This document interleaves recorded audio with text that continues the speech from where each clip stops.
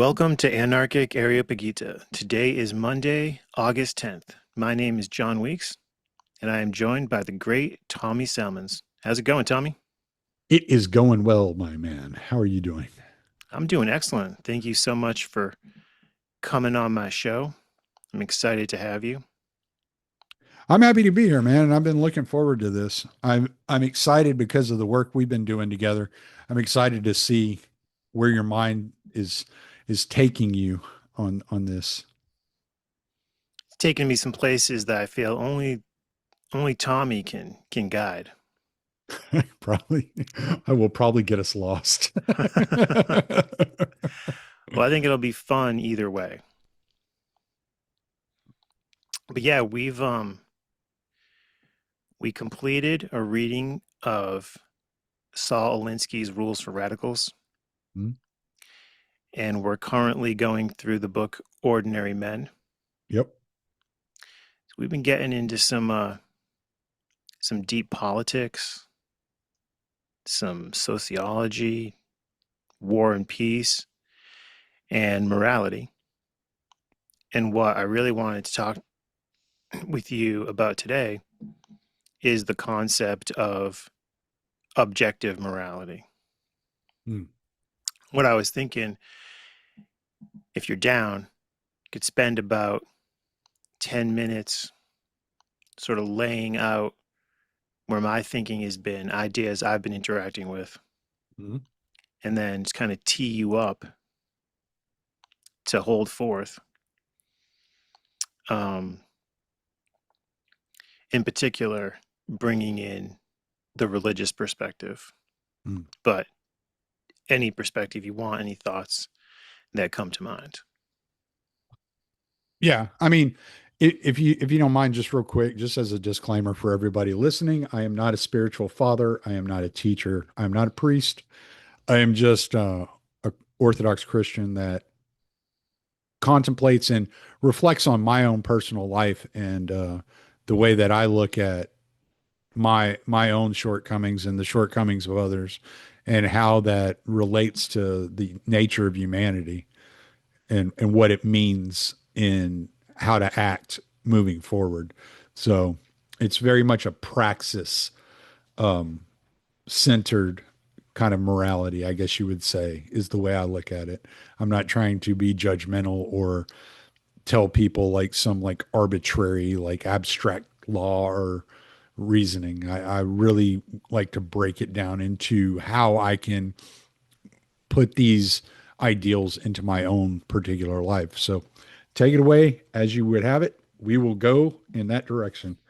Well said. Certainly wouldn't want to get us in trouble with any religious authorities or mischaracterize I anything. don't want other people out there to think that I'm speaking from some sort of authority. It has nothing to do with me getting in trouble or anything like that. I don't want other people to like be like, "Oh, this authority figure told me." And I'm like, "No. I'm just some dude, man." Understood. Although, full disclosure, you are the resident philosopher at the Libertarian Institute. The resident redneck.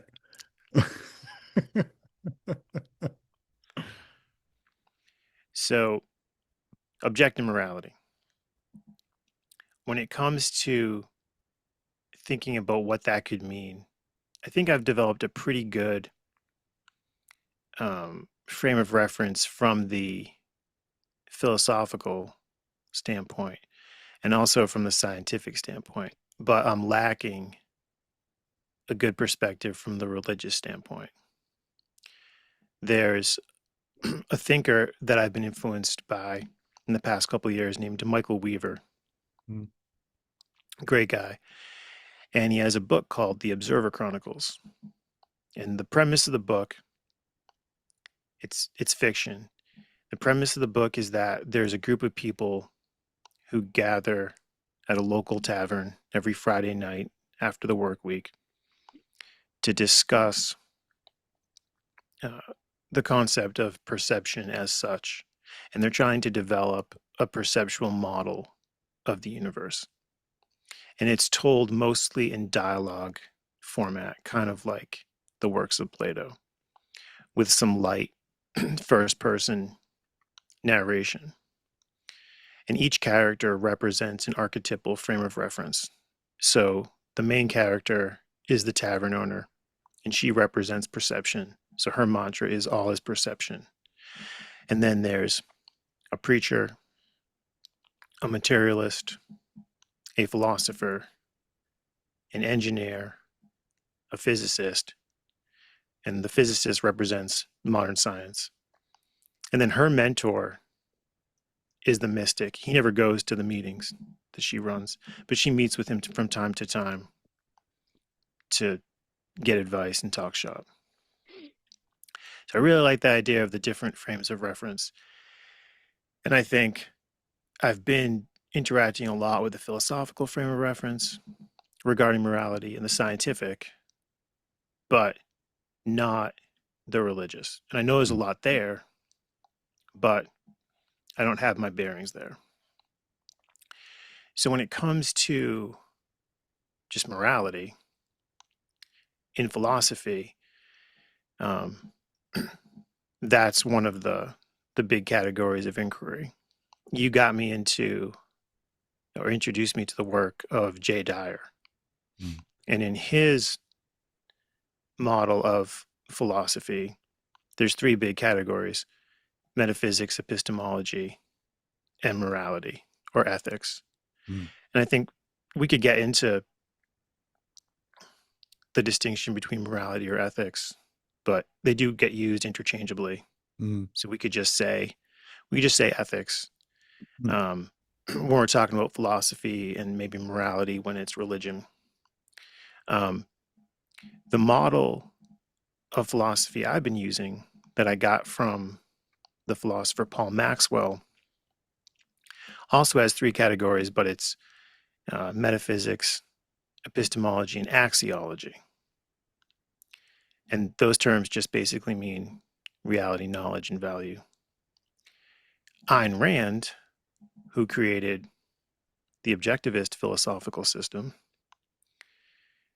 um, had five categories, five big categories of philosophical inquiry: metaphysics, epistemology, ethics, politics, and aesthetics.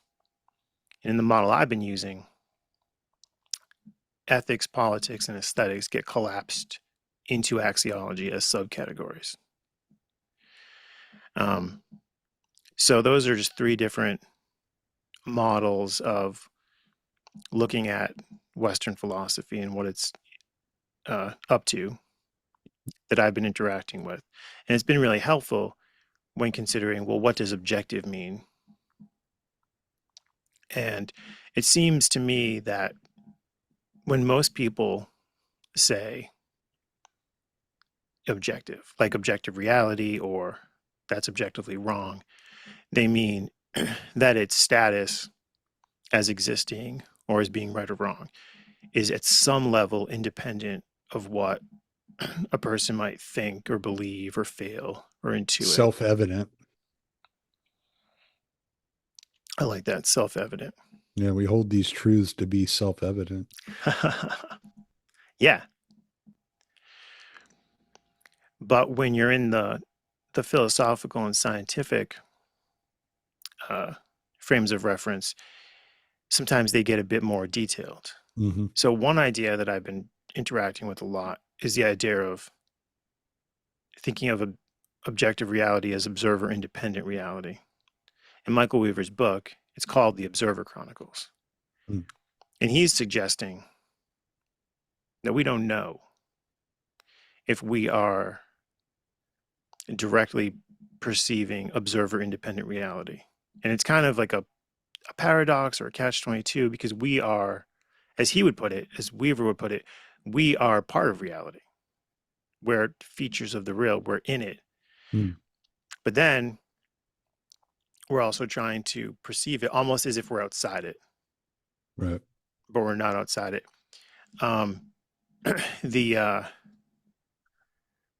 The hosts of the Lord of Spirits podcast that you also got me into Mm. talked about a book called A View from Nowhere, which I have not yet read. But I think the basic idea from what they were saying is that there isn't actually a view from nowhere, but we tend to almost think of ourselves as occupying that position. Um, so this idea about observer independent reality and do we see it or not, like it is, I find very upsetting to people when I bring it up to them. I don't usually mention this to people, but Why? why don't I mention it, or why are You they know, do they why get? why do they get upset? Like, what is? I think they get upset because it it seems when it's first presented to them, it seems crazy, and to the extent that it's making a point, it seems maybe terrifying. Hmm. So like here's like a thought experiment based off of Weaver's work. Let's say that I'm at my local cafe and I'm presenting this idea to a friend. We're playing chess. So we get the chessboard set up with all the pawns and pieces. Hmm. And then I take some sort of cover, like a big black lid, and I put it over the chessboard. So now you can't see the board or the pieces. And I ask them, like, does the board can continue to exist when you're not looking at it? And do the pieces continue to exist when you're not looking at it? And then Hmm. let's say they're like, yeah, of course they do. And I'd be like, well, how do you know? And they'll be like, well, lift the lid. I'm like, okay. So I lift the lid and they're like, see, they're there. But they've missed the point, which is no, it's like, do they continue to exist when you're not looking at them? Hmm. And people get upset, like, well, yeah, of course they do. Like, what is that? Just sounds crazy. But the idea, and it kind of It's sounded not crazy. crazy though. You know what this reminds me of? I'm sorry, just that example. It No, jump reminds on me. in. It reminds me of like when I was like a kid. I don't remember exactly how old I was. I want to say I was like around 8 years old, and we went to visit my great grand, not my great grandma, my grandma in Louisiana. And something I don't know what happened, but at that I remember realizing, oh, they have a life that exists absent me. Like I don't have to be here for it to be real.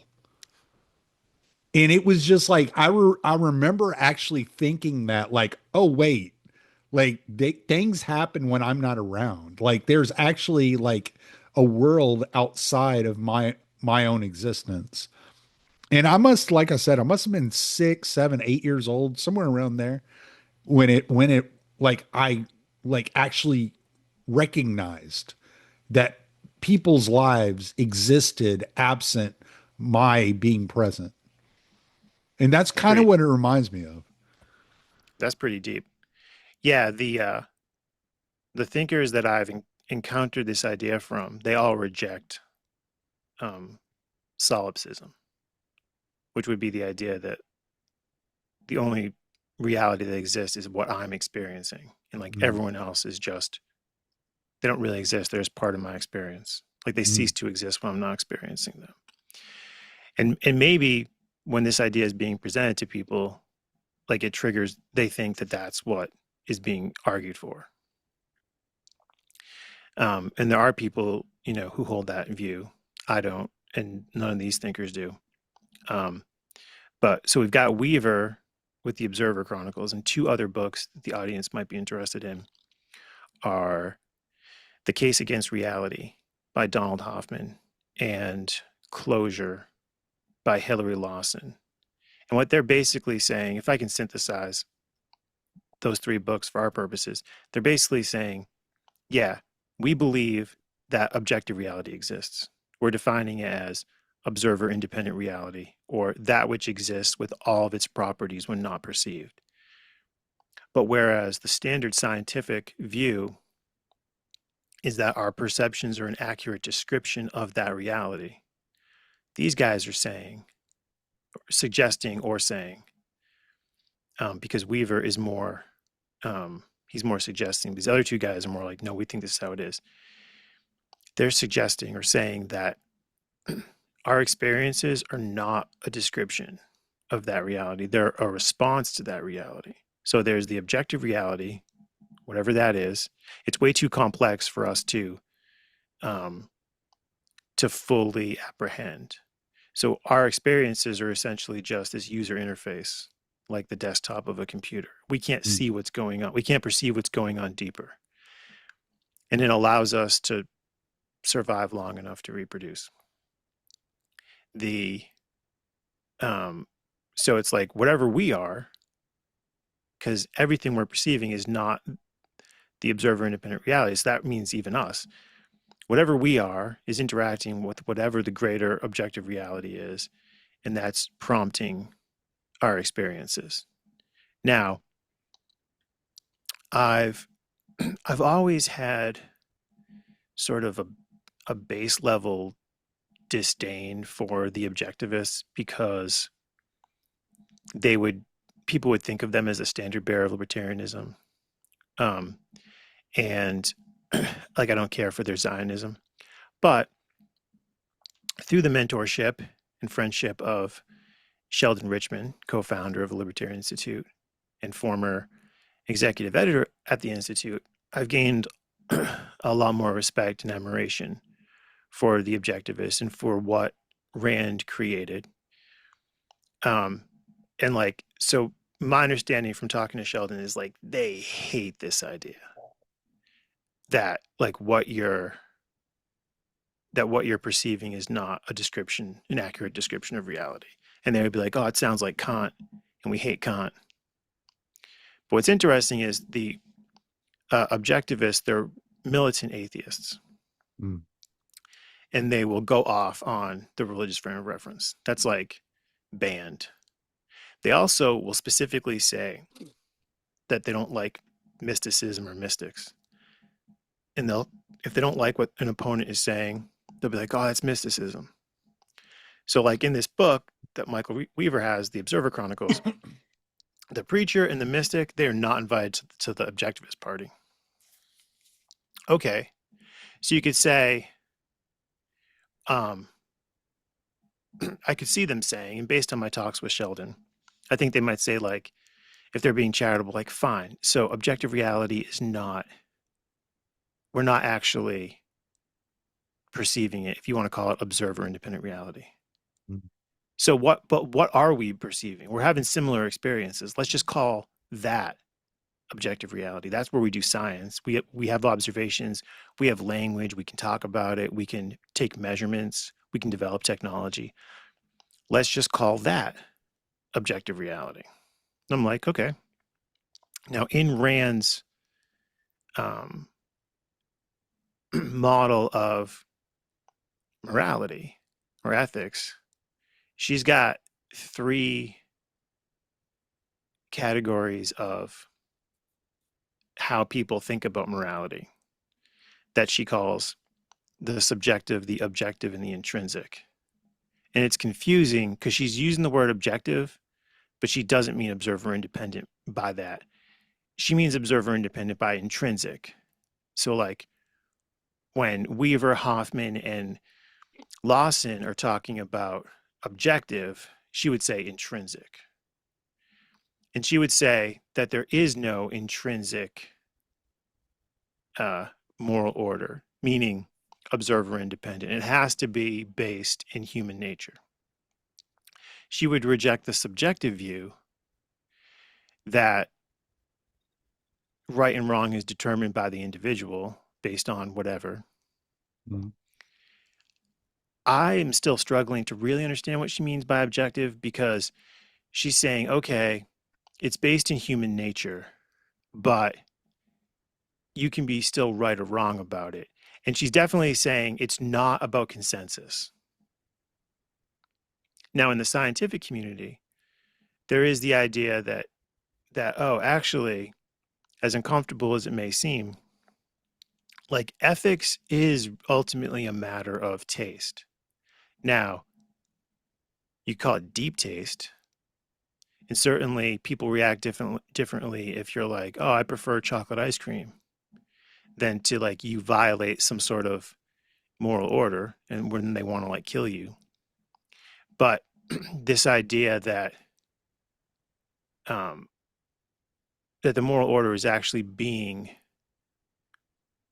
created by human beings, driven by our nature, and then the way that we interact socially, which obviously is, which I find uncomfortable.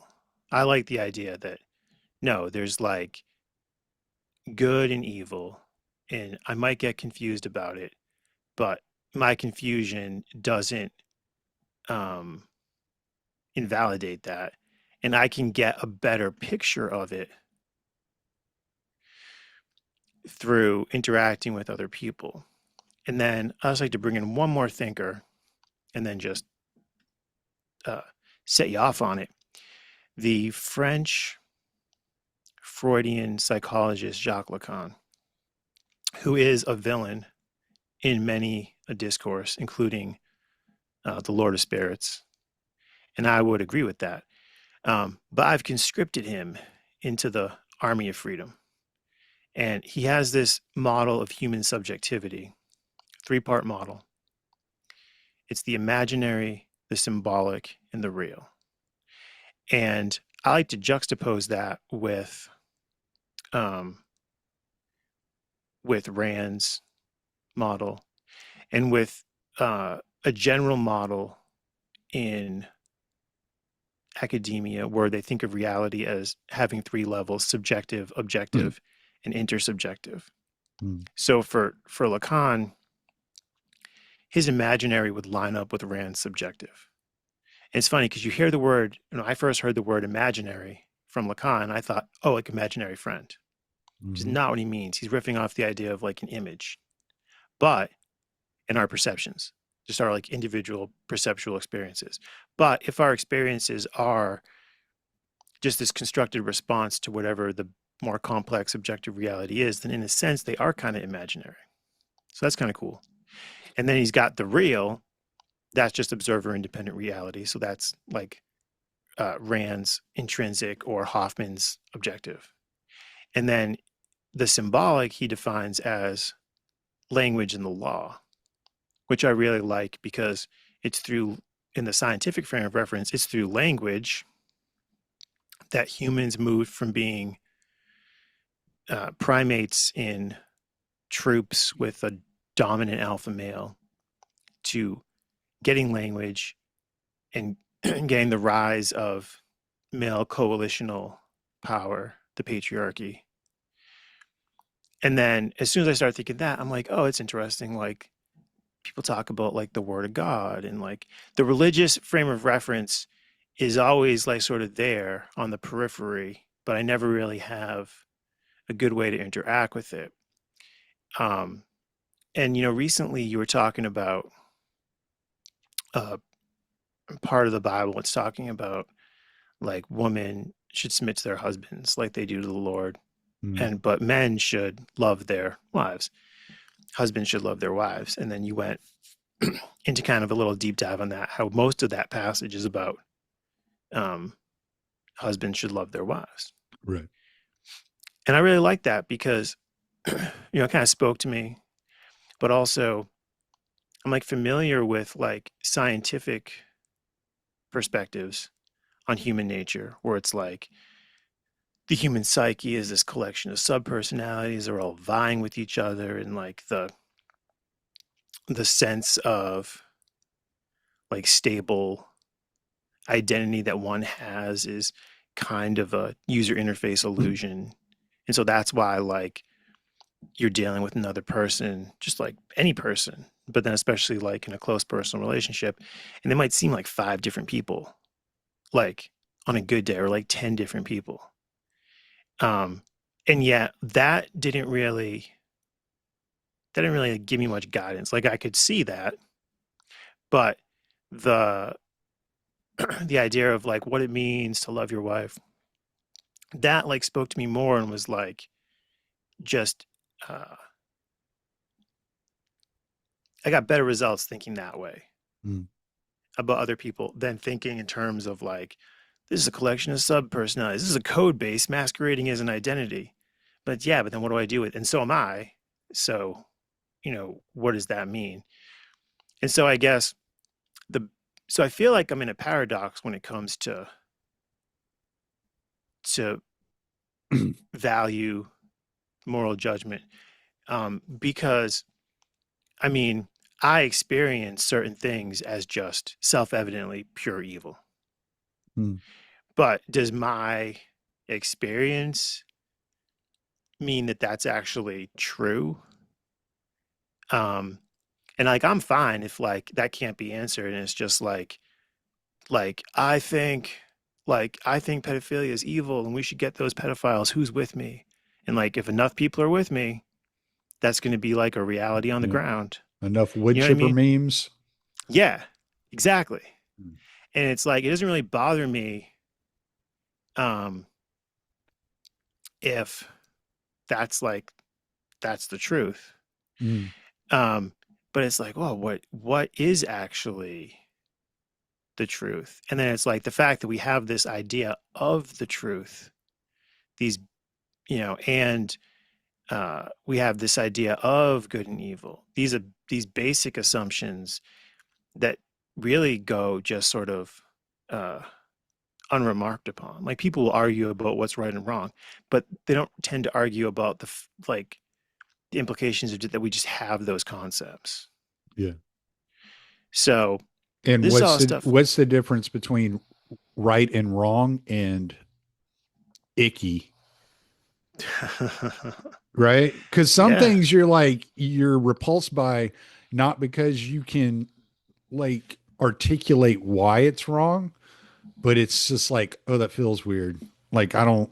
There's something about that like you and I were talking about that program that they're running in California where they're basing food prices upon region, upon the average income of the region, and they're monitoring people's social media use and their online purchasing and what they're willing to pay for things, and then they're adjusting prices regionally based upon what people regionally are willing to pay and how much access they have to income, right? And you were like, oh yeah, yeah, that seems weird. And I'm like, yeah, it gives me the ick. Like it makes me feel, it's like it creeps me out. It's like something about it I don't like. And you're like, yeah, I'd like to hear you do a podcast on it. And I'm sure one day I'll freaking dig into that and do something on it. I haven't dug deep into it. But but my initial reaction was just like, that seems wrong. Like it's an invasion of privacy. You're treating people differently based upon where they live and who they're surrounded by. Like there's something like not fair about that just felt wrong. And I can't identify exactly what it is. It may be some like post enlightenment, like equality thinking that like I have residue of in my brain or something like that. I don't know. But at the same time, there are things like that are just like, and you're repulsed by it, and you don't know why you're repulsed by it, but you're repulsed by it for some reason. And all you can do is say, yeah, it just doesn't feel right. That just doesn't feel right. There's something about that that just doesn't feel right. You know, it's like whenever, just an example, when Jerry Lee Lewis married his third cousin, who was 13 when he was in his 30s. People were like, yeah, I mean, this is in the 50s, right? Like men were more patriarchal, like young women getting married to older men wasn't that crazy, but for some reason, everybody kind of looked at this and went, I don't know, this just doesn't feel right, you know? And a lot of people say he would have ended up being bigger than Elvis had it not been for this scandal that riddled his life, you know? And so there are Damn. things like that. So that makes me think about the book The Righteous Mind by Jonathan Haidt, Mm, where he's like his basic argument is that moral judgments are driven by intuitive cognition, and then we use rational cognition to try to explain it. So they'll set up uh, like thought experiments for Mm, participants, and they'll be like, here's a scenario. Is this right or wrong? And the person will be like, oh, that's wrong. And they're like, why? And the person kind of struggles to defend it because of the way that it was set up. It's like anticipating certain objections. mm, And so, like, one example they give is it's an incest example. So it's a brother and a sister having sex. And they're on vacation together, they're alone, they use the condom, they agree it's only going to be this one time and they're never going to tell anyone. Like, and they ask people like, is this right or wrong? And they're like, this is disgusting. Yeah, that's mm, wrong. And they're like, why? And it's like, well, like, incest is wrong. You know, the children could be deformed. It's like, well, they used a condom. And it's like, yeah, but it's just wrong. And they want to say it's just wrong, which is something that Rand is against. That you can't just say something is just wrong, but right. that's wrong. But you also can't say it's wrong because I don't like it. You have to appeal to human nature. So the one thing I've been thinking about bringing in your religious perspective is when you like to say that people are image bearers of God, Mm. which is cool because then you got the I don't image say that idea. Genesis says that. Genesis says that. That's not my thing. I completely stole that, openly Yo, stole that, and everybody man, knows this. this book this book is backing up your whole theory. But the idea of like the imaginary and something that is cool about Rand is that she explicitly invokes like her ideas of human nature. Whereas Right. like this is my understanding, whereas like a lot of the philosophers in the past 2,000 years would sort of they just assume human nature and they wouldn't really like talk to you about it. So there's a friend of mine, the historian of reason, Markajita, and he did a critique of Haidt's book, and he was like, "This book should not be called the righteous mind; it should be called the defensive mind." And he kind of like, uh, it wasn't like super harsh on Haidt, but just a gentle criticism that Mm, like, well, you're bringing all these people into the lab, so it's not like a real life situation. You're giving them these scenarios that you've crafted. You're making them feel defensive, hence the defensive mind. Um, and then there's this idea in like the theory of evolution or evolutionary biology that like people developed this moral sense. It was driven by the violence of the patriarchy. So there was like people would do things other people wouldn't like. There would be consequences that would be rained down on people by the coalition of males. And so then people would sort of evolve to view certain things as taboo or as wrong or as evil, have that feeling of evil. mm, But then it's like, well, why do those things upset people in the first place? You know, why is it that when, this person killed this other person's child, that person was upset, sort of mm. thing? That's Yeah. already there. And it's just being worked into the social order. And it's a crazy thing. It's kind of like, might be a little off, a bit of a tangent. But there's a book called The Goodness Paradox.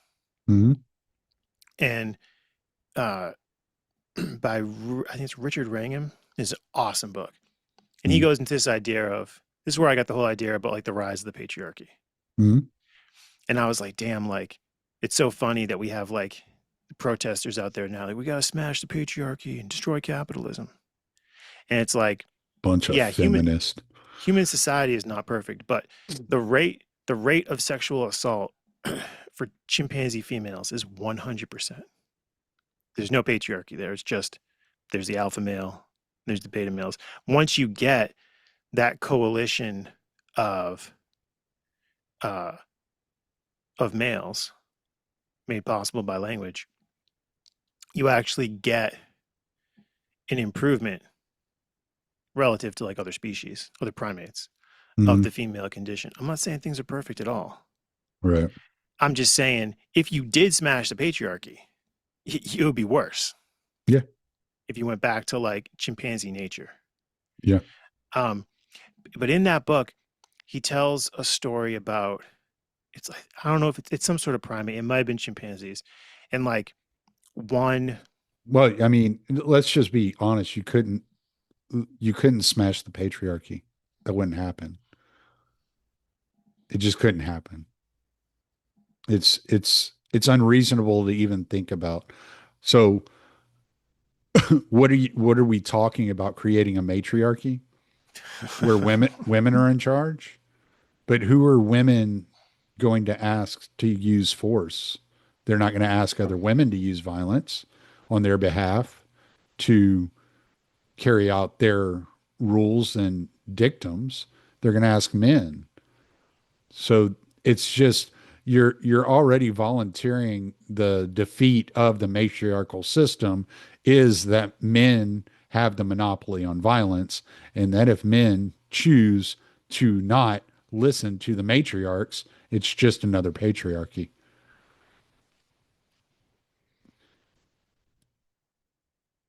I Well mean, said. ultimately, I mean, look at like the Middle East. Men just say no, you have no rights, and women can do nothing about it. It's just a 100%. descriptive, right? I mean, Yeah. I'm not even saying it's right. I'm just saying that's just the way it is. So you can just look at the actual examples of what we have around us, but we have to talk about like things like objectivity. Like, what is objectivity? Like, when you talk about like the Randians, was it Yaron Brock or Brooke or whatever his name is, um, Yes. he was pretty popular a few years ago. I remember watching him doing some debates. Interesting guy. He seems very intelligent. Um, and they have this objectivist lens. And so if you ask them what color is the sky, they would say blue. But if you ask them what color was the sky in the year 2300 BC, they would have to say it was blue. But there was no word for the color blue prior to 2200 BC. So what color was the sky in 2300 BC? See, because like the problem with this objectivist lens that we look through in modern society is it's all materialist. Everything's built through material understanding, what I can see, what I can feel, what I can hear, what I can smell, what I can taste. Those are the only things that are real. The Christian perspective doesn't look at the world the same way. So when you bring up like objective morality, I look at things different than these philosophers that you've been talking about. Because what I look at, and I'm terrible at it, I'm not even saying I get it right, but I was talking to a gentleman I go to church with, that older Lebanese gentleman I was telling you about, George. Yes. I was talking to him, and he's cradle Orthodox. He's one of the most wonderful people I've ever met in my life. I love that man to death. And I was talking to him, and I was asking him about the way that he treats people, because there's something so almost grandfatherly about him. Like, he treats everyone that he meets like they're his grandchild. He's just very loving. He's a special guy. Really, really, really special guy. And so I was talking to him about this, and he said, when I look at somebody, I don't see them, I see Christ, because they are the image of Christ. So I try to treat every person I interact with as if I were interacting with Christ. And that's not something that the objectivists or, height or any of these people could actually like even fathom. They can't, they couldn't interact with that in their worldview because it's not there physically imposed upon them. It's within George's psyche, the way that George presupposes humanity in the world. As that, I think that's how Jay Dyer would describe it. It would be his presupposition when interacting with an individual. It's you are an icon, an image of our Lord, and I am going to treat you in such a way, right? And in the New Testament, like Christ says this, like in so many words, basically, he says, you have two groups of people, and he looks at one group and he says, when I was hungry, you did not feed me, and when I was thirsty, you did not give me a drink, and when I was naked, you did not clothe me, and when I was without a home, you did not shelter me. And they're like, Lord, when did we not do these things to you? When did we not give you food when you were hungry? When did we not give you a drink when you were thirsty? When did we not give you clothing whenever you were naked? He said, as you treat the least of these, those around us, the other people in the village, as you treated them, you did that upon me. He's making the direct correlation to these people. Each individual is my image. They are my icon. And as you treat them, you're treating me. This is where we part ways with the objectivists. As much as I might have in common with the Randians, or or even some Kantians, whatever. Like wherever I may have in common with them, we would part ways in the way that we view humanity, people, individuals, and the way that I am intended to interact with the public.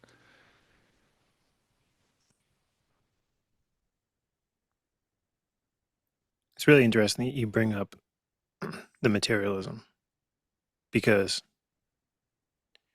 well, that's one of the characters in um, Weaver's book, The Mm, Observer Chronicles, is the materialist, and he's definitely the least likable character, mm, which is funny. And I've actually thought, I don't think someone can even really be a materialist. Like it's a frame of reference you can partake in, but to be a fully committed materialist is strange because even in like the modern scientific frame of reference, like by which I mean like the Enlightenment type modern, but also it's contemporary, then objective reality is just viewed as objects in space time and the laws of physics. But it's like, okay, so like, sure, the objects, they're material. And I guess space is material, but time and space time, now it seems like something else. And the laws that are governing it, that's not material. But, and this is a point that definitely Weaver and Hoffman make. And it's made by the founder of the Society for Consciousness Studies, um, Leslie Combs, that there's an assumption, or there's been an assumption in the sciences that consciousness arises out of matter. And they call it the hard problem, which is we don't know how it is that consciousness arises out of matter. We're trying to figure it out. mm, And they're like, but yeah, see, you're making the assumption that it does arise from matter. mm. But what if it doesn't? What if it's uh, more fundamental to what we think of as matter? And then this is where I think, um, by like the Randians really hate this because they're atheists, and it's like they would have been happier in the 19th century, where like you could be a basically a secular materialist for the most part. Science, observation, physics has figured everything out. But then in the 20th century, as the scientists continued to make progress in their fields, it was like the Iranians look around, like all the top scientists are like going insane and starting to say things like, I think there's a God, or like, this isn't real, or like, you know, um, this is all pointing toward this sounds a lot like our experiments in the physics lab are making us think about like ancient religious teachings and Mm, stuff. As the Iranians are like, shut it down. You can't be a mystic. You can't be a preacher. But I think that's really fun. It's kind of like this great, almost like cosmic joke mm, that the Enlightenment scientific frame of reference was created by men who were deeply religious and nationalist, like Descartes. Uh, but then it sort of gave rise to this secular materialist domination. And now that's collapsed. And you've got top scientists who are like, yeah, you're not even experiencing like fundamental reality. And like, well, I'm not saying that there's a God or whatever, but like, I'm not saying that there's not based on you know, these findings. It's almost like reality is collapsing the deeper we look into it. What could be underpinning it? I don't know. And like, yeah, the objectivists just hate that. mm. But I'm really fascinated by that. And like that bridge from that to the religious frame of reference, like that just like feels good. Like when you're like, oh, I got the ick about the surveillance capitalism.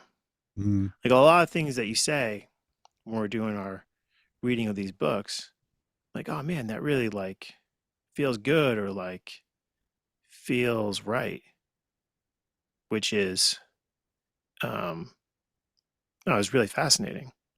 And even just like today, getting your thoughts on this um is really jiving for me.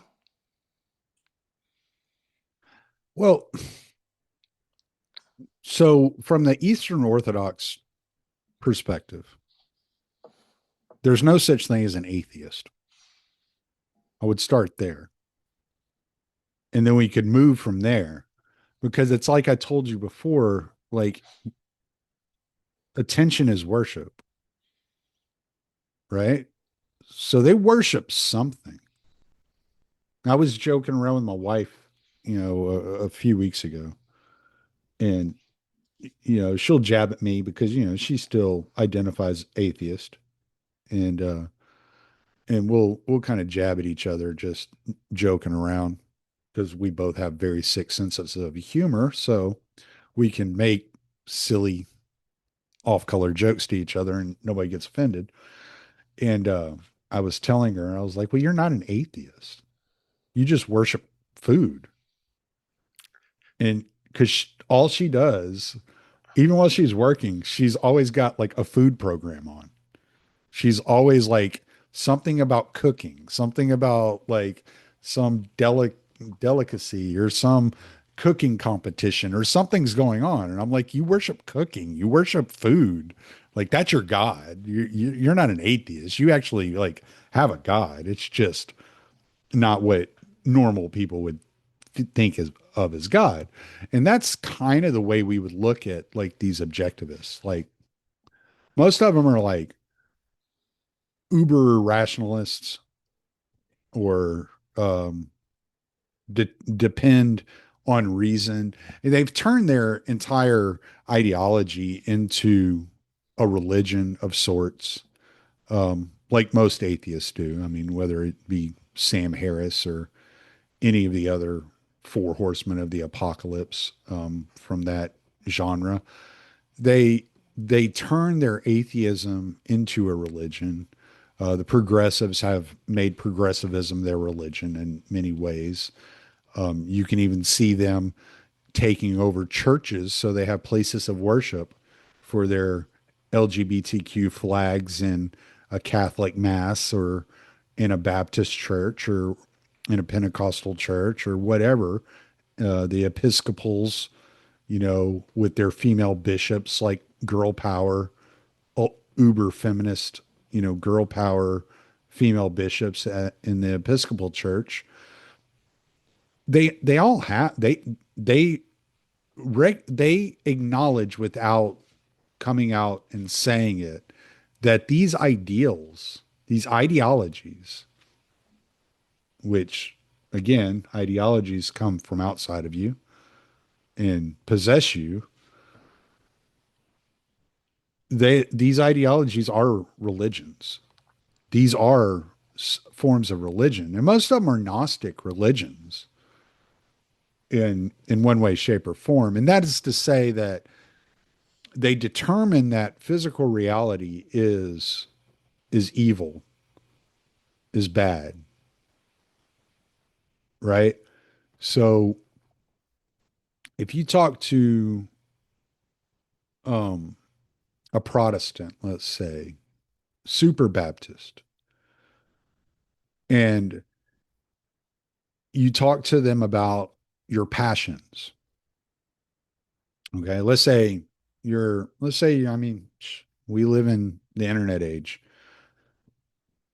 Can't turn on the computer without being like porn being thrown in your face. It's just everywhere.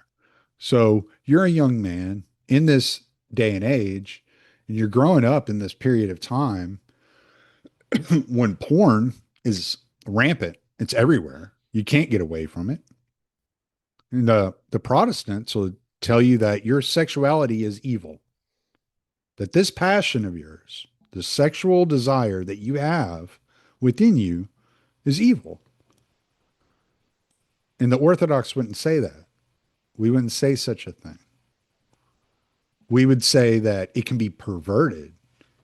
It can be used in a sinful way, in a way that misses the mark, which is what sin means, to miss the mark.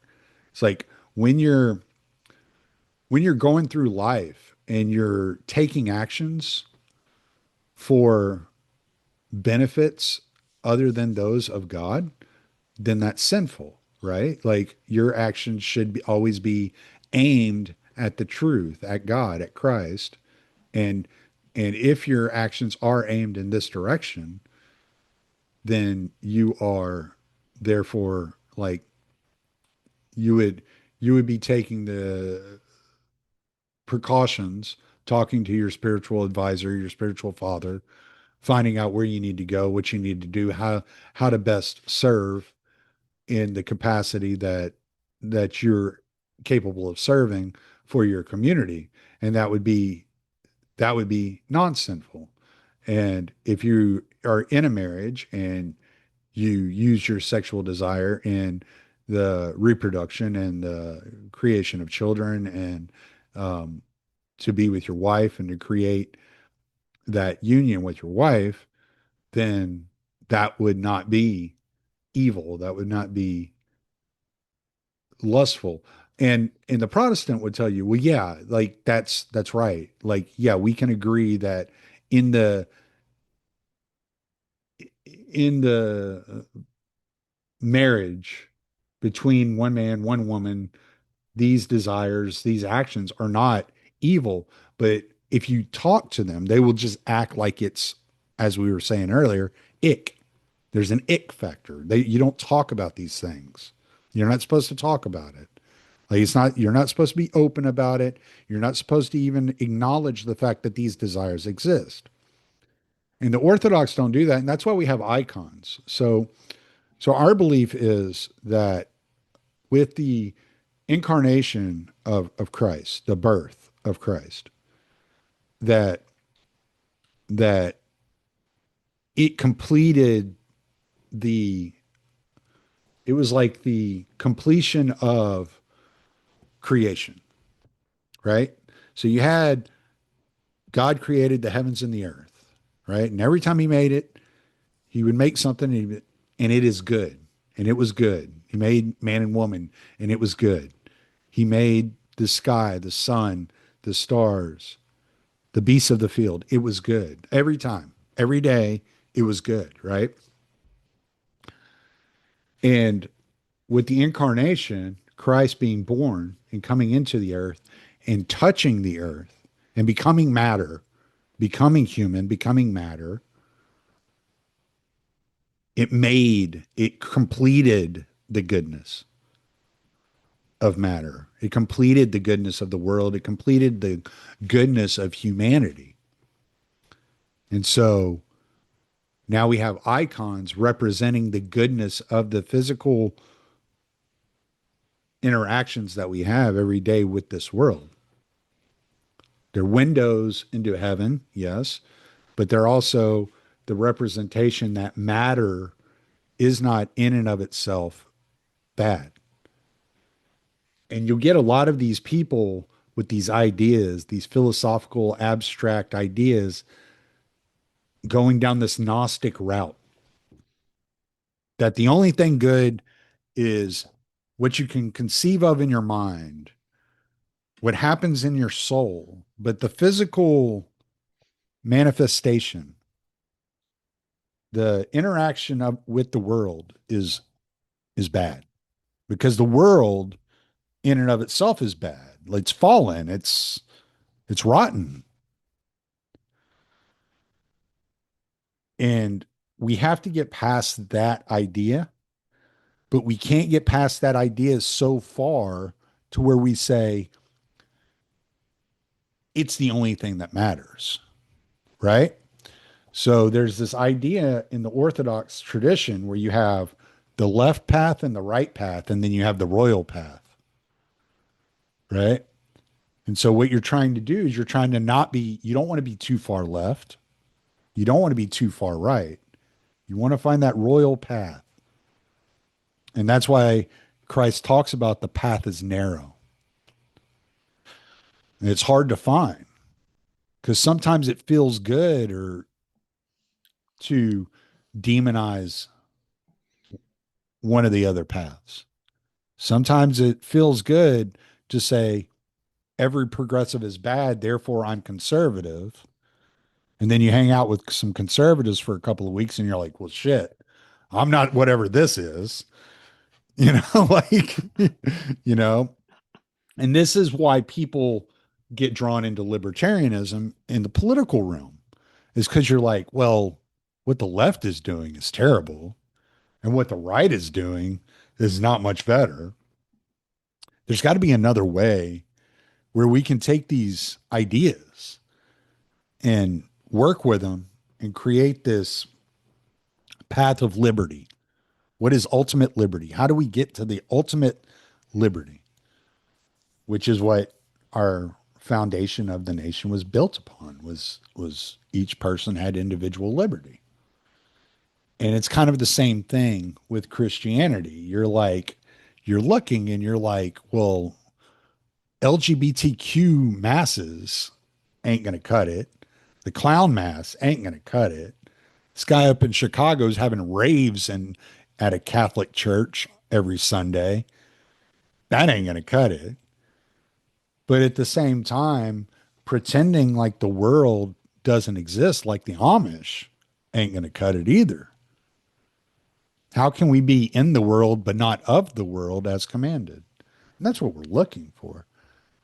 That's what every day we're fighting to maneuver through the sewer that we live in to find the good, to find the beautiful, and just to bring a little bit of Christ's love into it.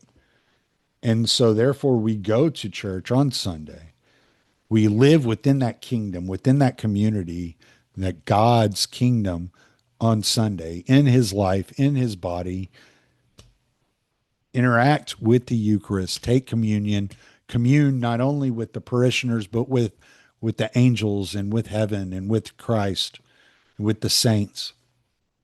And we experience this communion on Sunday, and then we come out and we take that love and that light and we go out into the world and we try to just shine it, make it a little brighter, make it a little better.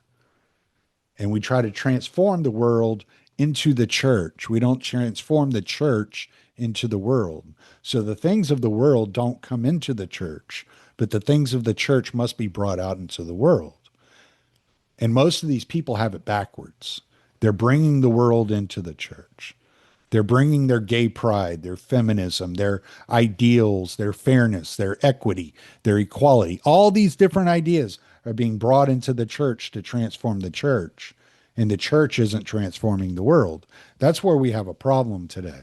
That's where our why this whole landscape in the US, in the West, in the world is lost, is because we have it backwards. We're trying to bring the world into the church to make the church more like the world. And we should be bringing the church out into the world to make the world more like the church. I really like that line about the royal path. Again, And it not make me. I'm a hell of a plagiarist, dude. um but it's a great line. It made me think about in Western philosophy, in ethics, there's three big paradigms. There's the consequentialists, and the dominant version of that is the utilitarianism that dominates our society. And then there's Kant's deontology, and then there's Aristotle's virtue ethics. And I grew up with like the implicit utilitarianism all around me. But then when I first started like reading about philosophy, I was like, oh, like these three, like this Aristotle one speaks to me the most. And where he's like, you've got, he basically, it's like a version of what you said. There's like, there's too much over here, there's too little over here. And then there's like the middle balanced path. So like courage would be the royal path. Or Right. I forget what, I think maybe he calls it the mean. Um, and then being cowardly is one of the other paths, and being like way too um, brash is the other path. And so that's cool. So that's what I'm talking about. Like the the philosophical and the scientific frames of reference, they're not completely alien to the religious frame of reference. It's just that's almost been like banished. And Mm. so you can't uh, really see it. You can't really uh, necessarily talk about it in with people who are like sort of specifically using those frames of reference, like say the objectivists, Mm. or but like anyone, the progressives, even conservatives, where they Right. don't want to bring in that frame of reference. They don't even necessarily know how to bring it in, but it's Right. so similar to what you're saying, to what Aristotle was saying. That's pretty cool. Well, and I don't hold most of the people I don't really hold accountable, I guess, for their ideologies. I guess to some degree, I mean, if somebody's just like spewing like evil ideology knowingly, I would definitely have to hold a person like that accountable, or somebody that didn't care about the harm that their ideology did. Yeah, I would care to that degree, but for the most part, I'm pretty understanding about where people are coming from, because most people enter into these ideologies searching for the solution to a problem. And it's just sometimes the solution to a problem is feels like it's going to make the problem worse before it gets better. It's kind of like in when you're in jujitsu and you're defending a choke, there are certain chokes you have to turn into and let the choke get tighter before you can actually break the choke. It's just like the pattern of defense. And so you got to turn into the discomfort to solve the problem a lot of times. And people, the hardest part about Christianity, especially Orthodox Christianity, the most difficult part is you have to turn into your own failures to become stronger. You have to look yourself in the mirror. You have to look at yourself internally. You have to discover all the deep, dark recesses of yourself and start picking at scabs that you may not want to pick at, and do things and view things from a perspective that, where was I the bad guy in this situation? Sure, maybe I caught the brunt of it as a victim, and it's easy to be a victim. And now, especially in modern society, victims are treated as heroes. Celebrated, definitely. Yeah. But The conquering victim. right. But sometimes you played a part in it too. And you got to take responsibility for your part. Whatever that part is, you got to take responsibility for your part of what happened. And that's not to say that somebody else didn't commit a greater offense than you, but it's just like, look, you can't repent. You can't change your actions unless you know what you did wrong. And if you're unwilling to look in the mirror and say, you know what, I probably could have done this better. I could have done this better. I could have been. Here's an example. A while back, my son got in a car accident, totaled his car. And I said, well, what happened?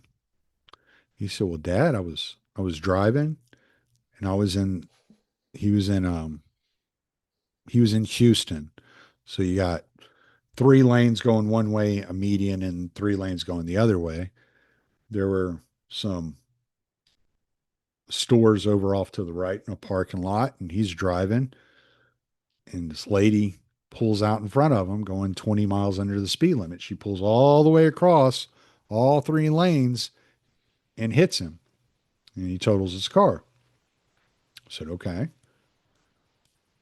And he said, and he starts, this stupid woman did this and she did that and blah, blah, blah. I said, yeah, but what about you?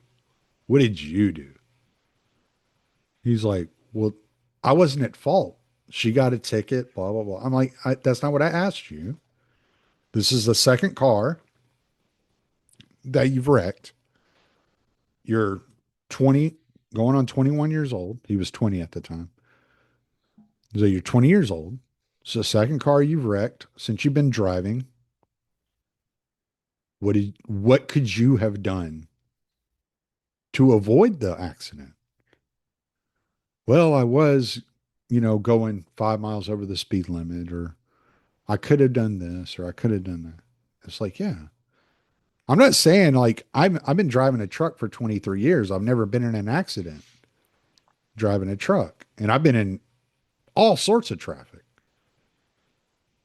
And that's not by accident that I haven't been in a collision with somebody. It's because I'm aware of everybody around me, what they possibly might do to put my life in jeopardy. And so I start reacting to what they could possibly do before they get a chance to do it. And so I ask him, I'm a professional driver, so I can ask him very straightforward, what did you not do? What could you have done? And I can walk him through everything he should have been doing, what he should have been looking at, where his feet should have been, where his hands should have been, where his eyes should have been, in all of those things so that he could have avoided that. And had he had, maybe 5, 6, 7 years more experience driving, he may not have gotten in that accident. That may have just been one of those things. just was not, did not even consider the fact that this woman could have done what she did. And so he was in a bad position because he was unaware of the danger around him. And just being a little bit of aware of that danger around him could have prevented him from being in that accident. It does not mean that he was at fault for that accident. It just means that he was involved in the actions that occurred, which resulted in that accident. That's all it means. And it's like you look at yourself. Where, what role did I play? And should I have acted differently? Could I have acted differently? If I had acted differently, would this have turned out a different way? And then begin to interact with the idea that, okay, now that I have been in this accident and I've seen the danger that I did not know existed, now I can begin to make adjustments prior to that danger entering into my, like, my line of travel. So whether this goes for your relationships or your work life or whatever, you can take that and say, I did not receive the results I was looking for.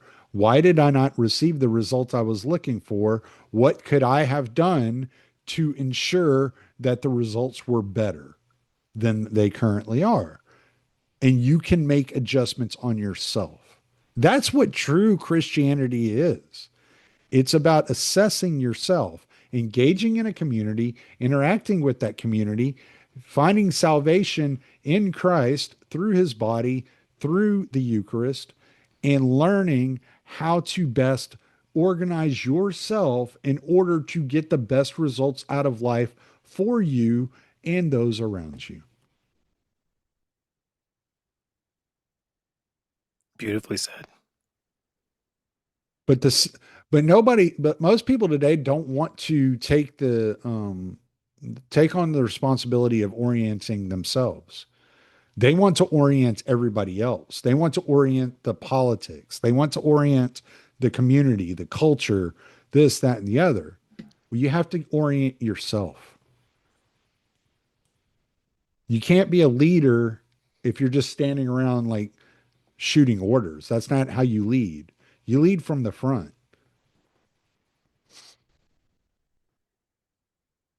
That's hilarious because um, remember during the Obama administration, they would Not use funny the like term, ha ha, funny like queer. oh, maybe both, because they would say leading, they would say leading from behind. That is kind of queer. I think maybe like in Libya, they were leading from behind. We're just bombing from above, kid, leading from behind. The From exact behind the opposite of what you, curds. From but like behind the the exact curds. opposite of what you just said. Like a true leader leads from the front. Like, yeah, we're gonna lead from the exact opposite, from the back. Uh, King should be the first one into battle. Yeah, them Kurds knew they got fucked too. They felt it. Oh, the Kurds. Every time you hear, but the Kurds, you know that we're about to fuck them over bad. We're going to make their life a living hell. Poor Kurds.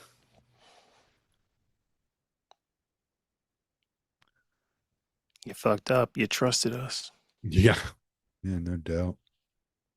But yeah, I mean, when I look at objective morality, I look at it in a very simple way. And like said at the beginning here, the way I try to look at all these ideals is through praxis. How can I apply this to me, to my life, to make my life, my journey, my world better, and maybe affect somebody around me in a positive way? That's the way I look at things. And so when I look at objective morality, I'm looking at not necessarily what can I keep from doing wrong? What can I, how can I keep from hurting somebody? But it's more, how can I be of service and how can I help? How can I be a benefit? Even if it's in a small way. If I see something that needs to be done, I do it. You know, I'm not perfect. There are lots of things that need to be done that I don't do and that I know need to be done. And I know I need to do them, but, but I can start taking steps, initial steps to begin to make those changes, to make the positive improvement on the world around me, on people's lives that I interact with. See a homeless person on the side of the road, would it really like kill me to stop at the McDonald's on the corner, buy a couple of cheeseburgers and turn around and go give the homeless person a couple of cheeseburgers? You know? Like, was it going to take 5 minutes and a couple of bucks? Like, okay. And what you do to the least of these, you've done unto me, is what Christ said to us. But if you see the homeless person on the side of the road and you're annoyed at the sight of that homeless person, just think about what you're doing there. You're not looking at that person as an image of Christ. You're looking at that person as an object. You know, we've come up in this world now where, and I'm not the first person to say this, you know, like most of the stuff I've said tonight, and I'm plagiarizing. Um, but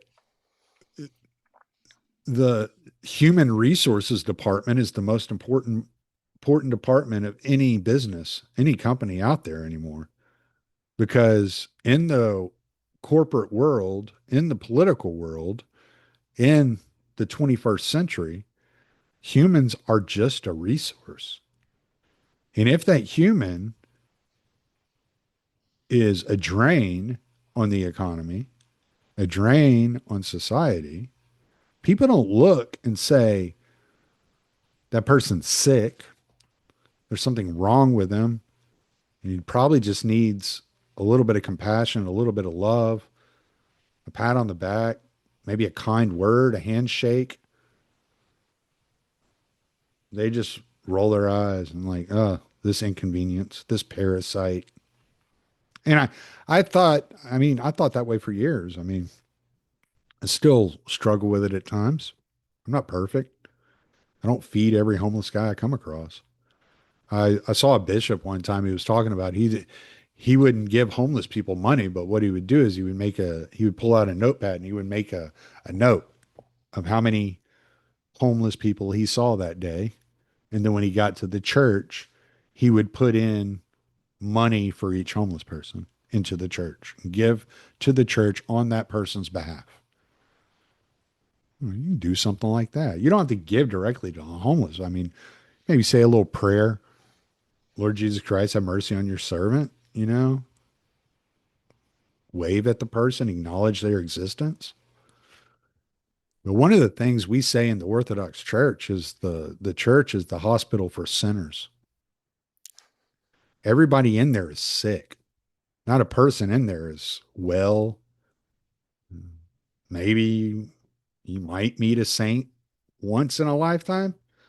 I don't know if I have. Maybe. Everybody's pretty saintly compared to me because I can be quite a scumbag. But it's everybody in there's sick. And if you can see that the everybody is suffering from some sort of spiritual illness, including yourself, and you understand your own spiritual illness, your own shortcomings, you know, the evils that you're capable of, that you're capable of conceiving. When you look at another person, they don't seem near as disgusting as they did before you come to the realization of just how poor of a person you have the potential of being. And that's part of the reason I wanted to read Ordinary Men. We talked about this prior to reading the introduction into the book. Was it changed my perspective on what I was capable of as a human being.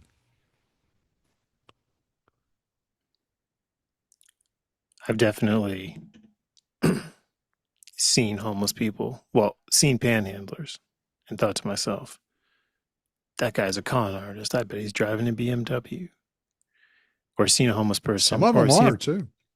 I know, I've seen a panhandler and be like, no, that guy's definitely homeless, and I've definitely had like the ick, but I've also had times where I gave him a couple bucks, or like I wasn't driving, I was like in the city and like I gave him a slice of pizza or something.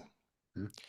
And like I could see their humanity and that they were struggling, and like that like uncomfortable idea that like I could be one mistake away from this, or this could happen to me or something. And a lot of people who are legitimately homeless are veterans, and I have a pretty good working understanding of like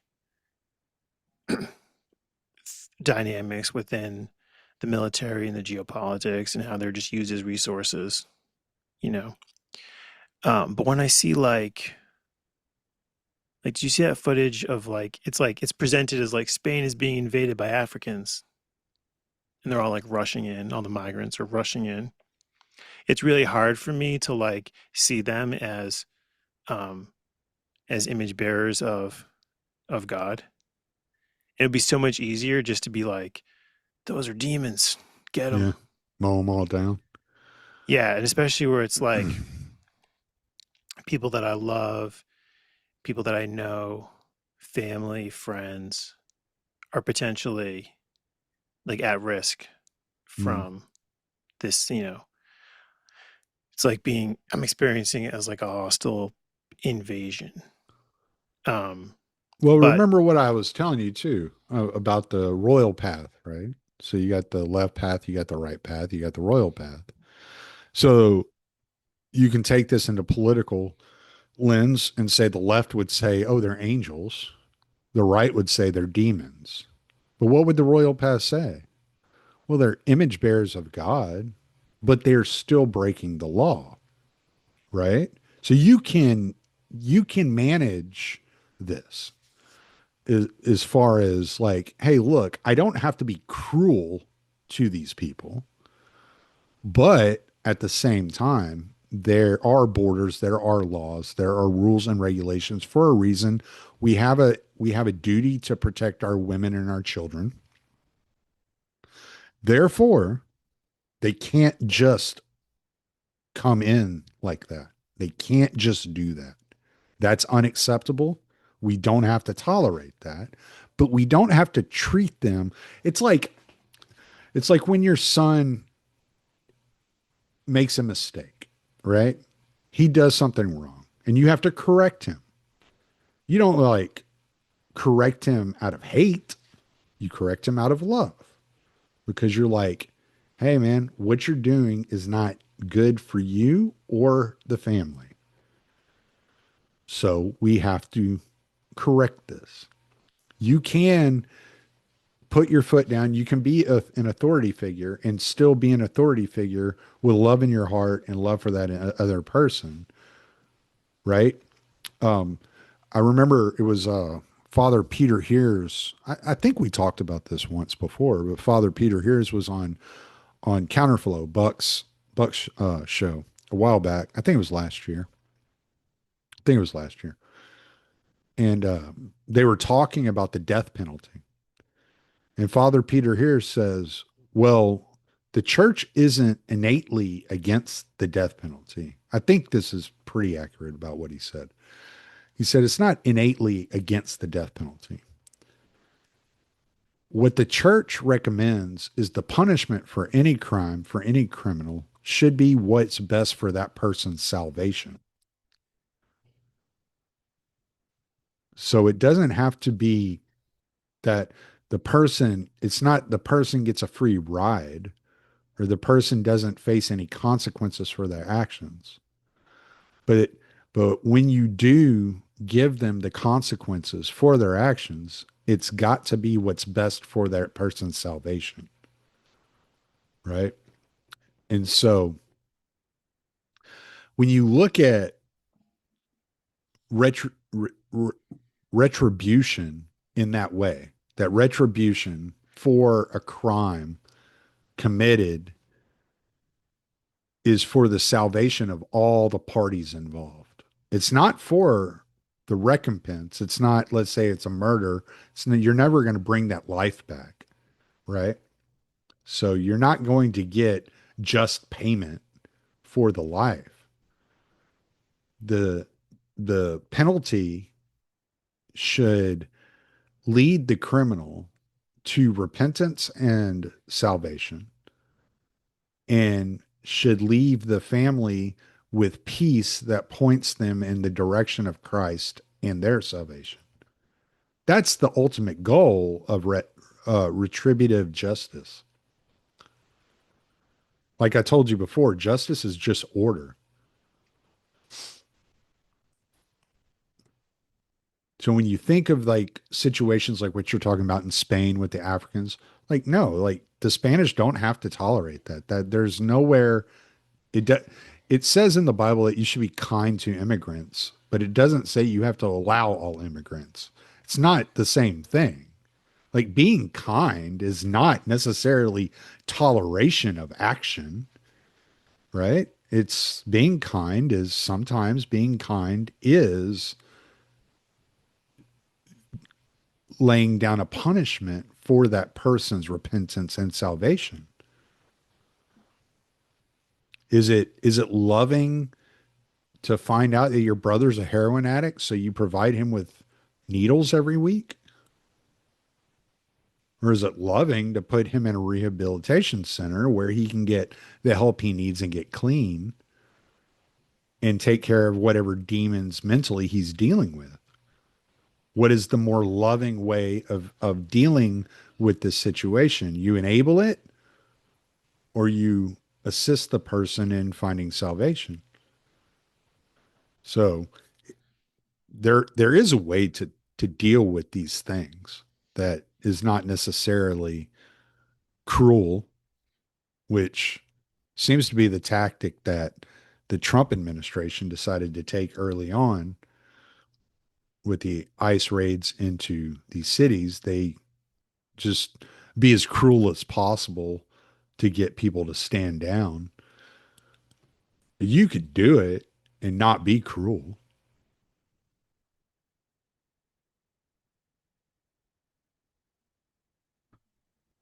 It's interesting to bring this kind of thinking into libertarian thought.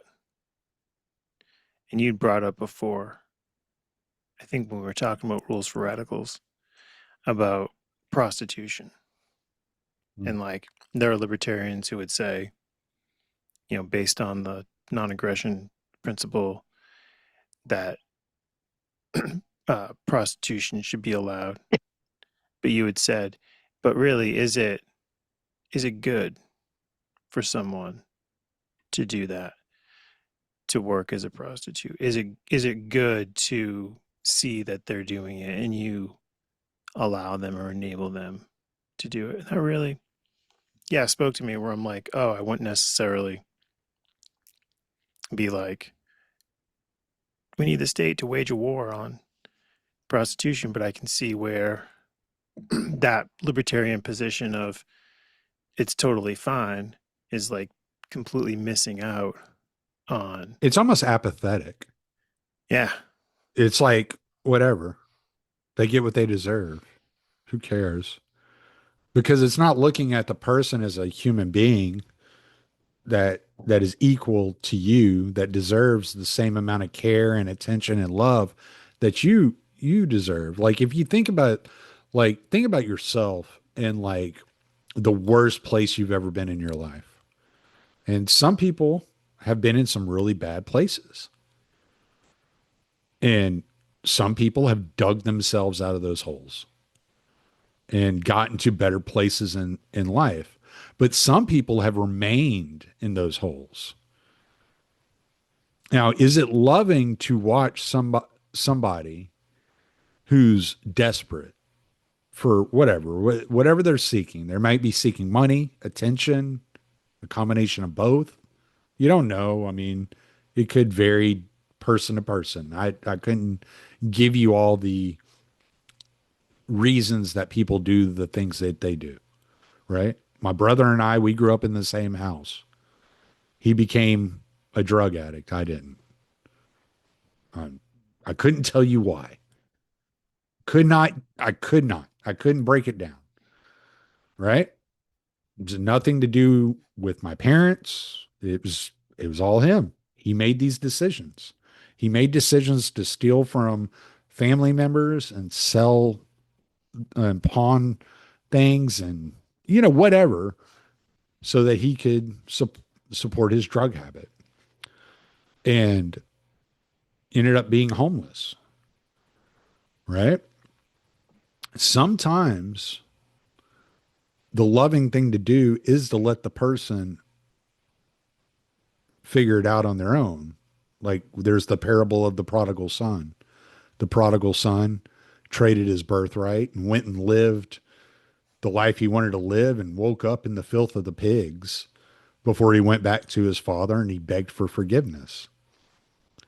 But what did his father do? His father didn't say, "Oh, I can't trust you, you little son of a bitch."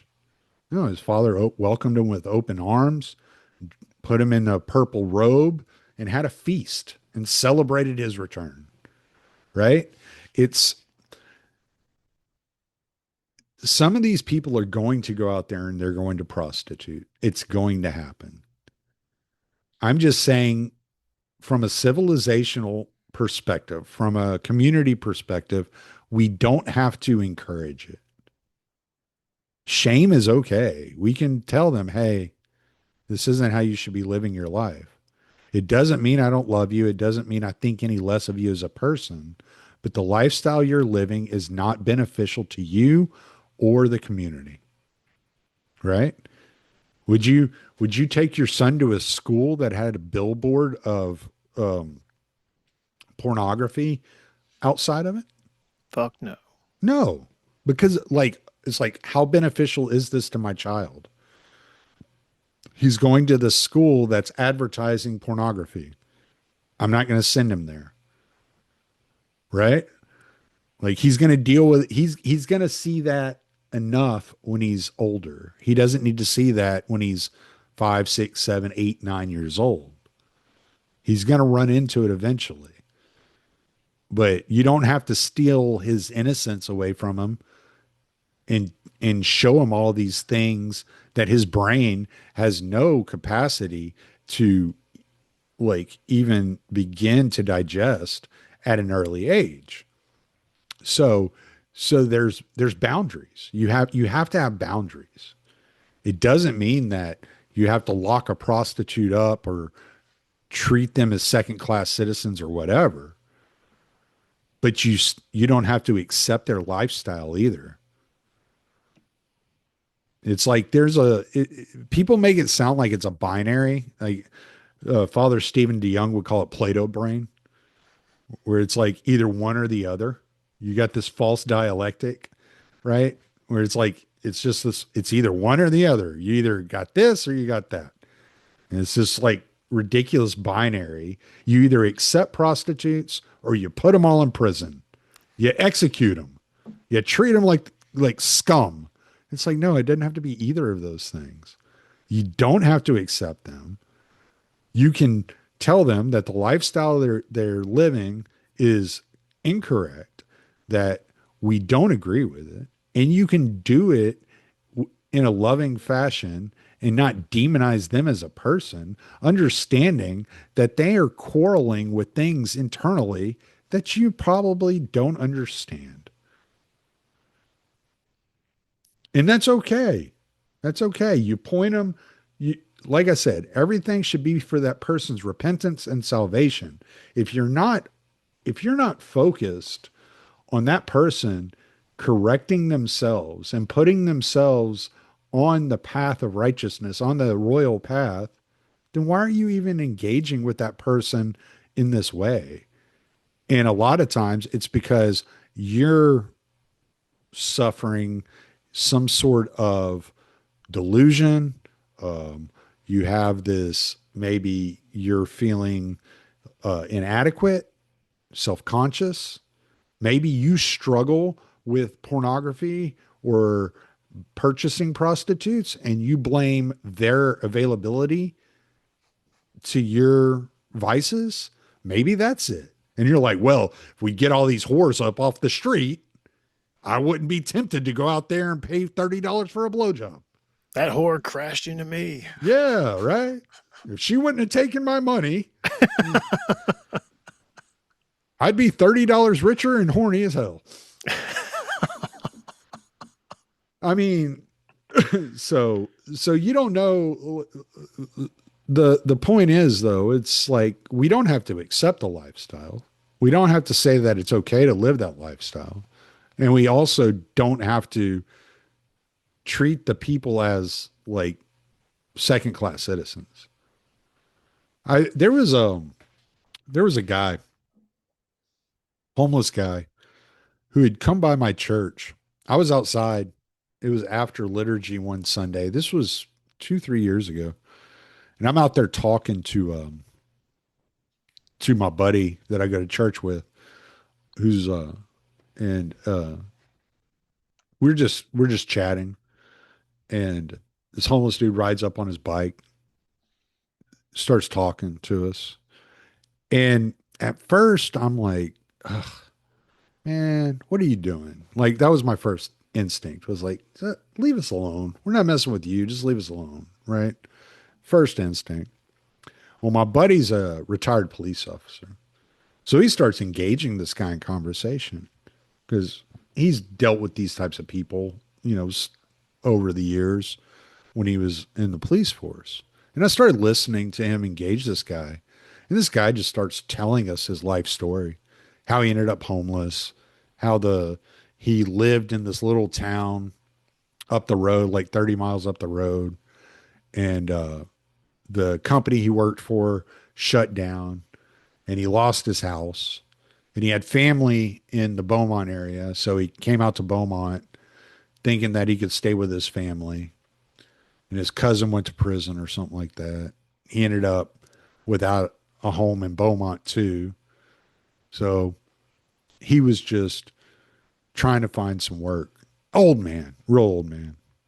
And he was collecting cans. He had on his bicycle, he had a basket in the back full of cans, bags of scrap metal and stuff like that. And he was just looking for any way he could just get a little bit of money so he could eat that day. And Father Michael came out there. And Father Michael knew the guy.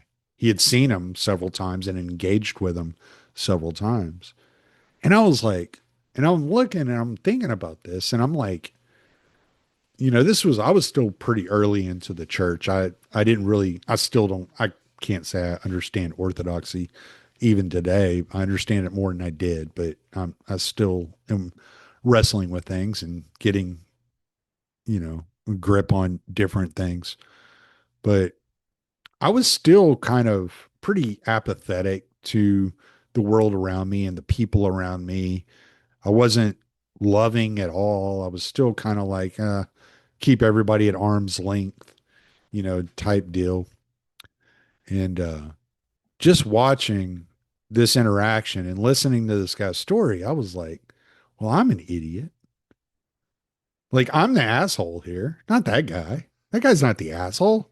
He just wanted enough money to go buy some chicken from Popeyes next door. And here I am getting annoyed that he interrupted my conversation, you know? And we're all talking theology and, Christian philosophy and all this. But as soon as it comes time to put it into practice, I'm like, man, no, screw that. I'm not ready to put it into practice. It's, to me at that point in time, it was still only in my head. It was still what I was thinking. It hadn't penetrated my heart. It hadn't changed the way I interacted with the world. And so daily I try to make sure that, I'm allowing the things that I'm learning, the things that I'm reading, the prayers that I'm saying, I'm trying to allow them to change the way I interact with the world. Just to make to better every interaction just a little bit more today. My marriage is better today than it was yesterday. And hopefully I'm good enough tomorrow to make it a little bit better tomorrow. You know? And that's what it that's all we're trying to do here. So when you talk about objective morality, people want to think about this on these conceptual lines of changing the state and changing the community and changing all these huge institutions that they have no power over. And the one thing they have control over, they refuse to look at and change.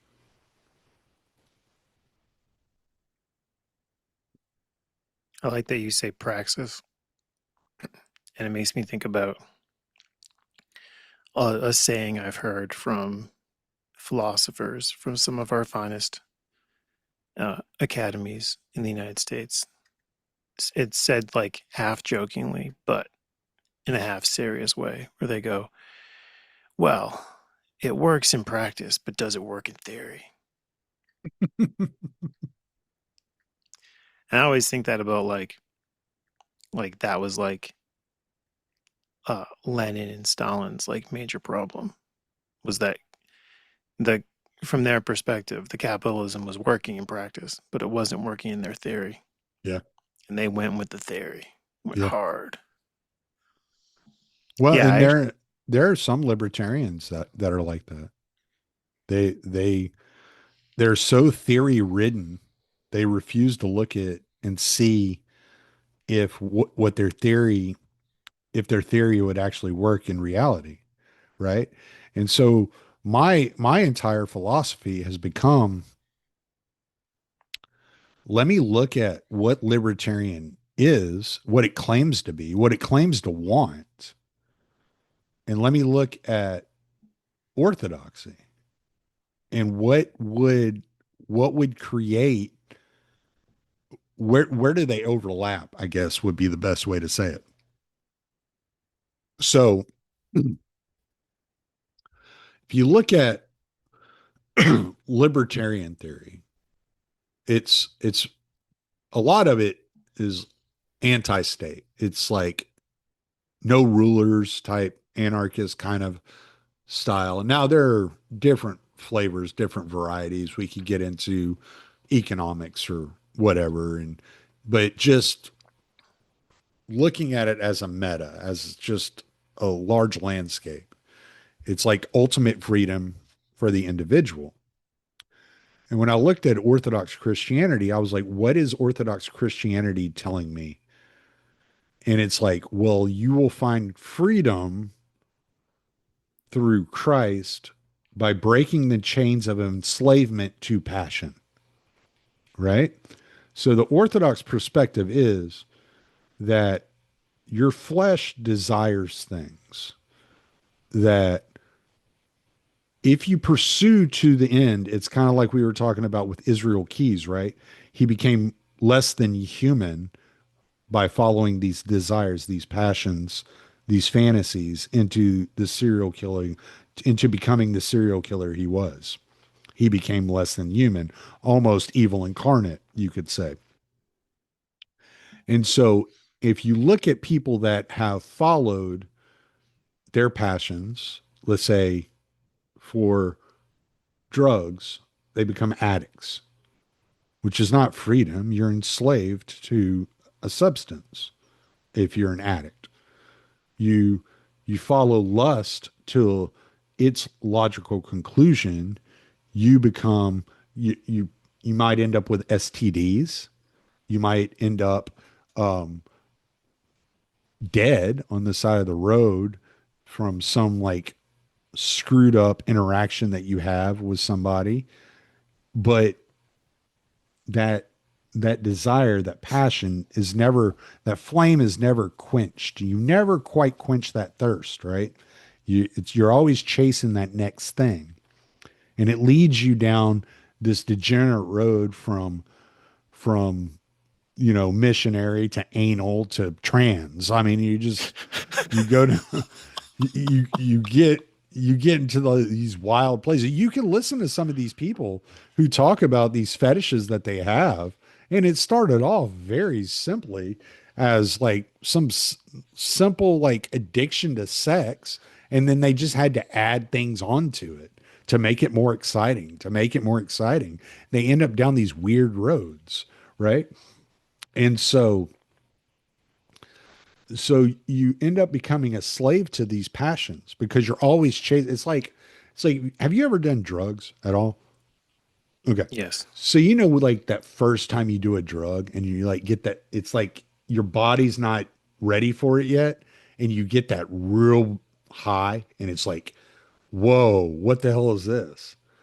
And then a few months later, a few weeks later, you do the drug again, and you're like, oh, that's not quite the same as it was. It's it's like there was an anticipation to it, and you were kind of expecting something, and you don't quite get that same high.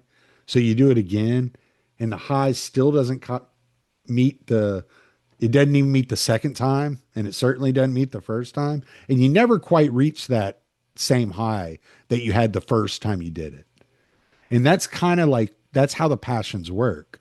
You're always chasing that ultimate, that that exhilaration, that ultimate exhilaration, that the the pinnacle, the top of the mountain. That's what you're reaching for.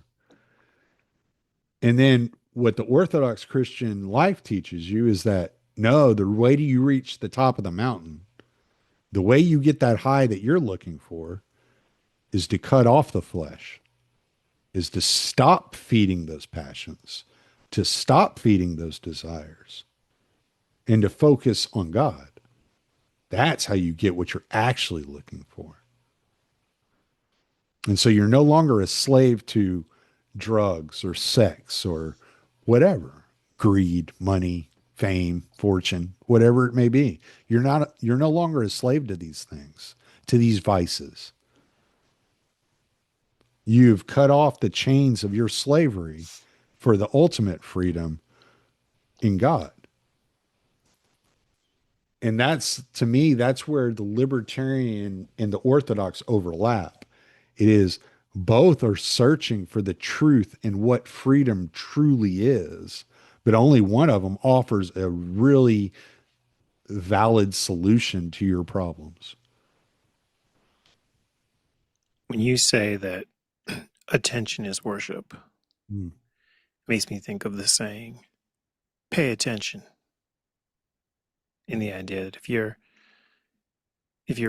paying attention to drugs or sex or greed, that in a sense, yeah, you're like, it's like you're paying a tax or you're sacrificing to this desire that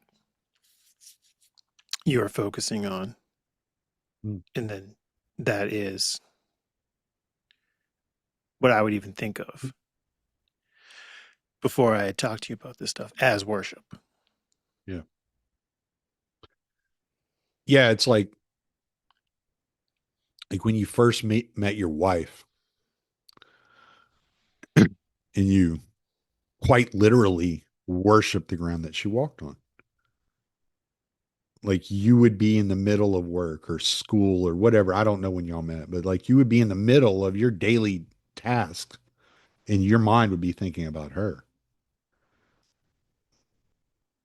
completely oblivious to the task at hand, what you're actually having to accomplish. Your whole focus was on her, was on where is she, what is she doing.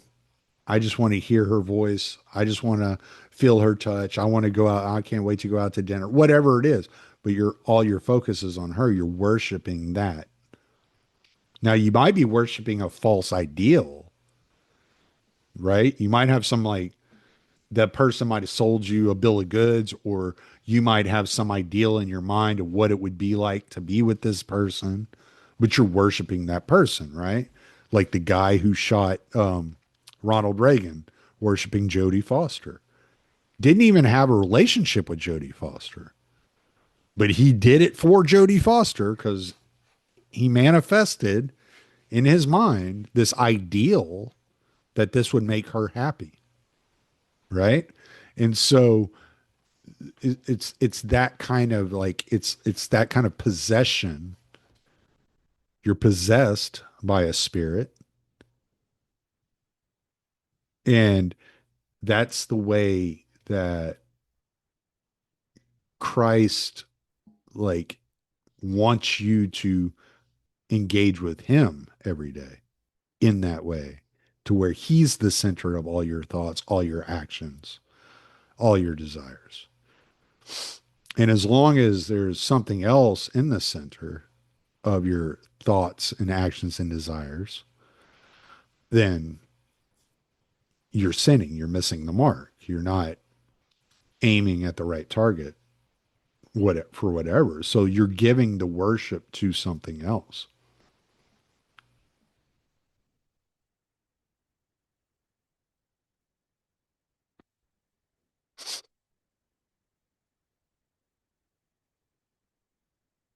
I had heard that idea of sin meaning miss the mark before. I really like that idea, and it made me think about like the prevalence of archers in like Mm. ancient stories Yeah. in the Bible. That's what they were doing. They were using that terminology, the archer terminology. Yeah.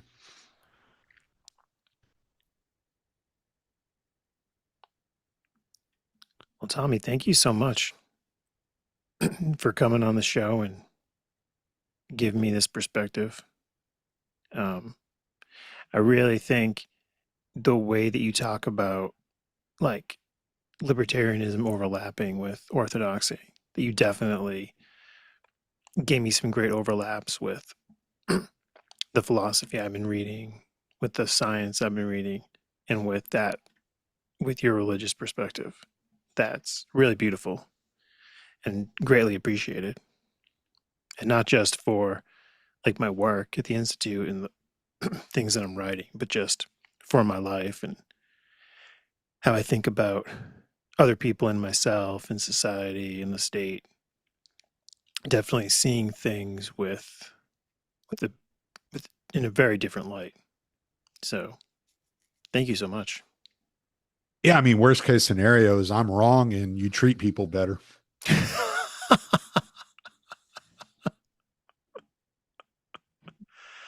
Well said, sir. Is there anything you got going on you'd like to share with the people? Yeah, I mean, you can always find Year Zero up at Libertarian Institute. John and I are reading through Ordinary Men at the time. I actually, man, I thought of it today.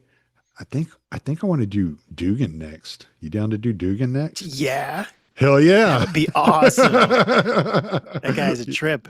Yep. Yep. Yeah. I was thinking about Vogelin, and then I was listening to Jay Burton, who I'm interviewing tomorrow. Um, and I was listening to Jay Burton's show, and he started talking about Dugan. I was like, "Ooh, Dugan's literature is up on the internet for free.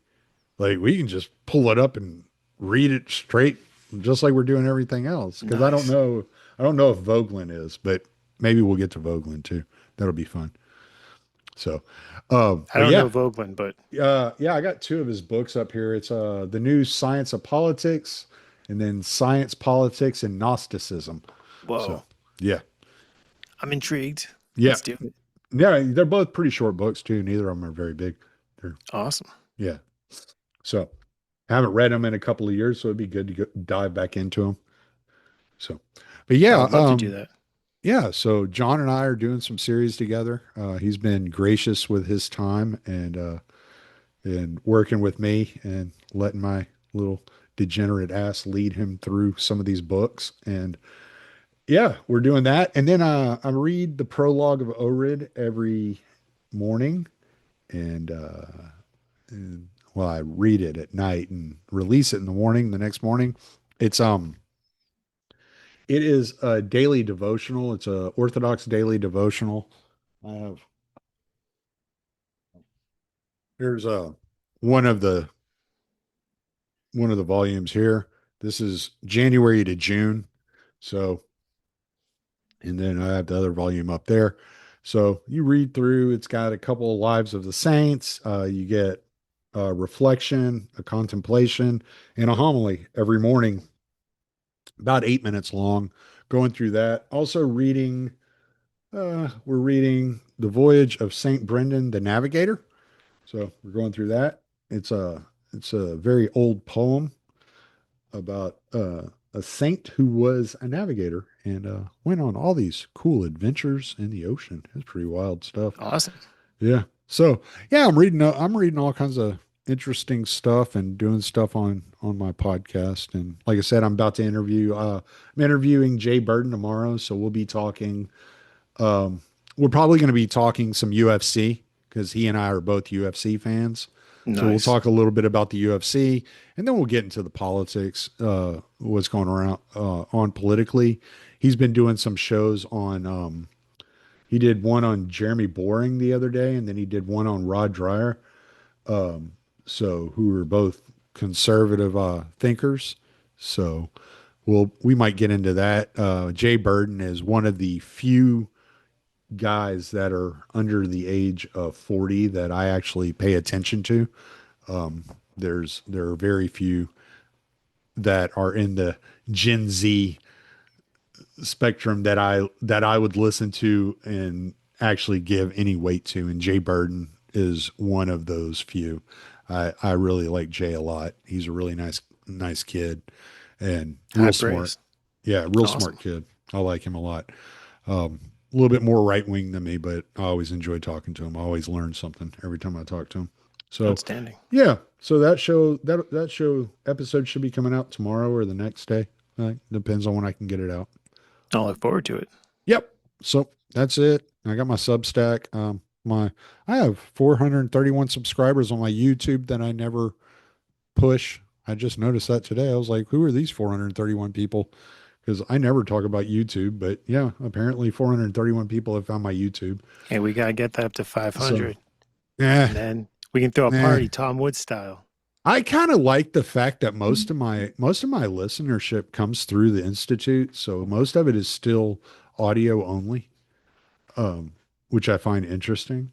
That's how I started my podcast. It was all audio only. So, nah, like if you don't listen to me on YouTube, don't feel bad. I don't care. Which is funny because I typically listen to everything I listen to on YouTube during the day because it's so much easier to deal with while driving truck than other podcast platforms. And so that's the only reason I'm on YouTube all day long listening to the things I want to listen to is because it's easier to deal with. Otherwise, I wouldn't even jack with YouTube. But so you listen to me however y'all want to listen to me. It's okay. I don't care. Just make sure that you listen. Just listen. Just be Just there, dude. listen. Just be there. You might miss something. I might say something funny. Every once in a while, I come out with a banger, man. And you know, if a fucking bear farts in the woods and no one's around to hear it, does it actually happen? Oh no. So, but that's it. That's all I got going on. Awesome. Well, that's all Same good old stuff. stuff. Yeah, And yeah, thank you again for coming on my show. no doubt. It was an honor, and it was definitely a stellar episode. I enjoyed it, man. I did. I wasn't sure exactly where we were going to go with this, but I trust you, and I knew we'd have a good conversation no matter how we approach the subject. That we did. Yeah.